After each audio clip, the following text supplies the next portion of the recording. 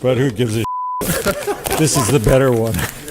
When Conan O'Brien's associate producer brought out his prized possession, he asked Harrison for a simple autograph. But Harrison delivered the ultimate punchline. One of the pieces of memorabilia in my collection, in fact, the flagship piece, is a Lego Millennium Falcon that I put together in 2010. To me, if Harrison could sign it. Is that okay, Harrison? Wow. Sure. Thank you guys so much. Thank you. Very delicate. A long time. Yeah. Fantastic. So I have a sharp.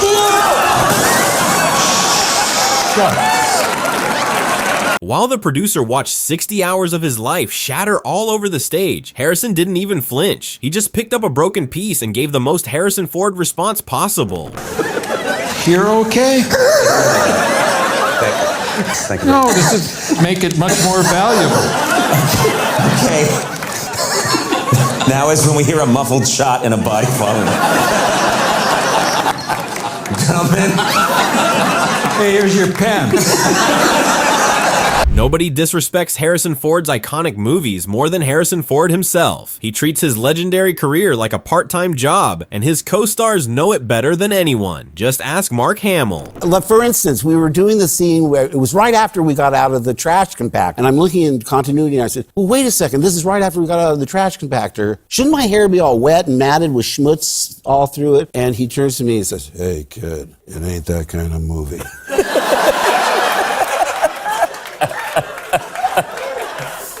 If people are looking at your hair, we're all in big trouble.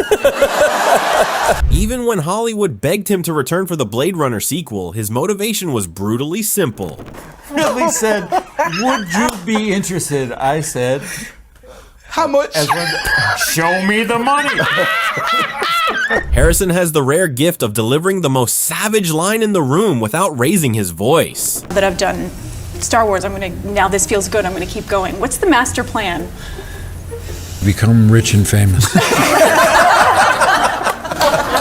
When Donald Trump publicly praised Ford for his patriotic role in Air Force One, Harrison immediately shut it down. Donald Trump said in the not too distant past how much a fan... The beloved Donald Trump? The beloved that's Donald running Trump. for President of the United States of the America. Oh, president? Yeah. Oh, I thought it was resident.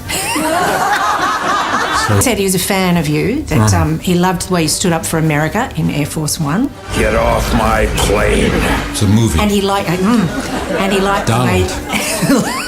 It was a movie. It's not like this in real life. Harrison doesn't usually bond with his co-stars, but Ryan Gosling is the rare exception. I read about the character that Ryan? It's Ryan. Came to play, and I said, and with great enthusiasm, I called up the producers and I said, this is great, I can't wait to get blah, blah, blah. What a great part. Why don't we see if we can get Ryan Gosling? Yeah. And they said, I don't know how to... Gosling? Gosling.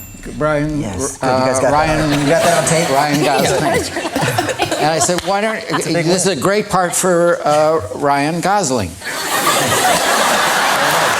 During the Blade Runner 2049 press tour, their unmatched chemistry made the 40-year age gap completely disappear. I don't want to spoil it for the audience. Brian? What? Yeah. Ah. Yeah. When did he call you Brian? I mean, when isn't he calling me Brian? I think it's a better question. It's an easy mistake to make, you know. But the Rosling part is where it gets weird. It's like you really go out of your way to Brian Rosling. It's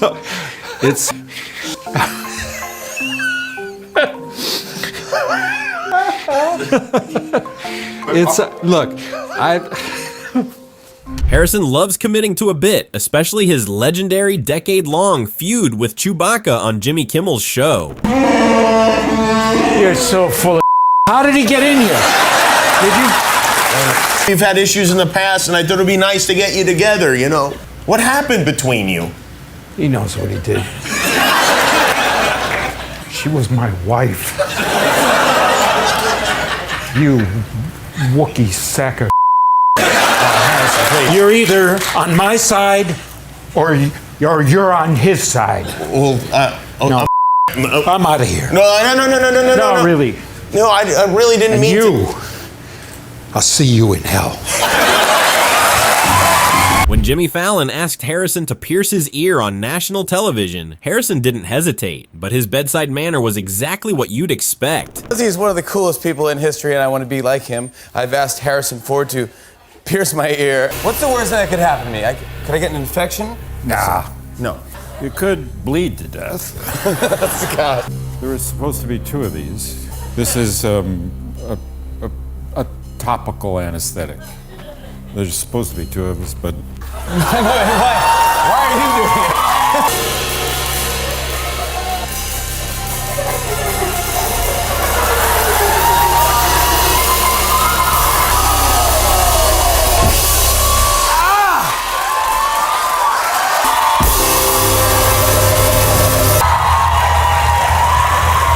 There is a massive misconception in Hollywood that Harrison Ford is just a grumpy old man who hates doing press. There's this image of Harrison Ford that's out there that you're grumpy. There's this grumpy Harrison Ford image. That's horse.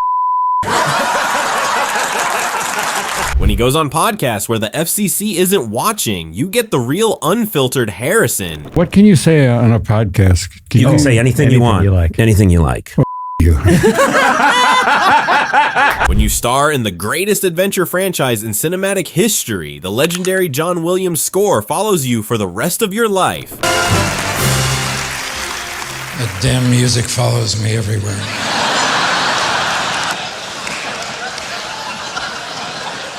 It's played every time I walk on a stage, every time I walk off a stage. And for Harrison, it follows him to some incredibly inappropriate places. I was playing in the operating room when I went in for my colonoscopy. Harrison's approach to the craft of acting is hilariously blunt. Sliding down a water slide. Was there a chemistry test? How did you get to know each other? His answer was legendary. I met her in the street. She was mine for the price of a drink. Wow. When Harrison put the Indiana Jones fedora back on, his emotions were strictly tied to his bank account. Did you get emotional when you put the wardrobe on? No, I got paid. Yeah. And despite pushing 80 years old, he knows exactly how good he looks. I think you're still very hot. I mean, how do you keep fit?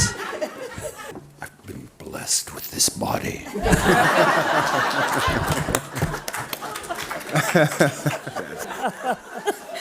Thanks for noticing.